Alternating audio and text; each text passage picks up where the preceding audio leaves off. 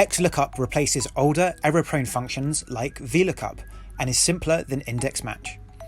XLOOKUP can search for data both vertically and horizontally and return the first associated value. It's great for looking up values or joining data sets together. XLOOKUP requires only 3 arguments. First, select the value you want to look up.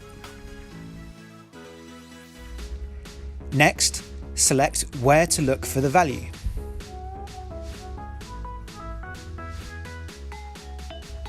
Third, select what value to return. To look up data horizontally, select rows rather than columns for the second and third arguments. XLOOKUP also has useful optional features which we'll look at in our XLOOKUP Pro video.